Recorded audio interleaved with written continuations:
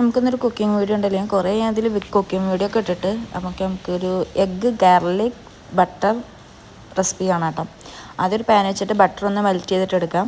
എന്നിട്ട് അതിൽ തന്നെ നമ്മൾ നേരത്തെ ബീറ്റ് ചെയ്ത് വെച്ച മുട്ടയും ഉപ്പും കുരുമുളകും ഇട്ടത് അതിലേക്ക് നന്നായിട്ടൊന്ന് വേവിച്ചെടുക്കണം. ഈ ഒരു പരിഭാവത്തിന് നമുക്കതിന്ന് മാറ്റിയിട്ട് അതേ പാൻ വെച്ചിട്ട് തന്നെ നമുക്ക് കുറച്ചുകൂടി ബട്ടർ വെച്ചിട്ട് മൈദപ്പൊടിയാണ് ഞാൻ എടുക്കുന്നത്.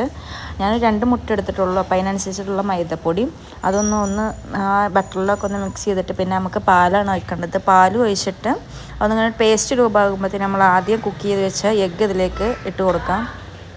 എഗ്ഗ് ഇട്ട് കൊടുത്തിട്ട് പിന്നെ നമുക്ക് ഗാർലിക്കും കുറച്ച് ചില്ലി ഫ്ലെക്സും ഇട്ട് കൊടുക്കണം. എന്നിട്ട് അതൊന്ന് നന്നായിട്ട് മിക്സ് ചെയ്തിട്ട് പിന്നെ നമ്മൾ ഉപ്പൊക്കെ നമ്മൾ ആവശ്യത്തിന് അനുസരിച്ചിട്ട് ഉണ്ടോ നോക്കിയിട്ട് ഇട്ട് കൊടുക്കണം. എൻ്റെ ഉണ്ടായിരുന്നില്ല, അപ്പോൾ ഞാൻ കുറച്ചുകൂടി ഇട്ട് കൊടുത്തു. പിന്നെ ഇതൊക്കെ കുറച്ചുകൂടി മല്ലിയിലയും കസ്തൂരി മേത്തിയൊക്കെ ഉണ്ടെങ്കിൽ ഒന്നുകൂടി ടേസ്റ്റ് ആവും. അപ്പോൾ ഇത്ര ഉള്ള പരിപാടി. ബ്രെഡിൻ്റെ കൂടെക്കാരം ഇത് ഒരു മസ്റ്റ് ട്രൈ എന്ന് പറയുന്നത്.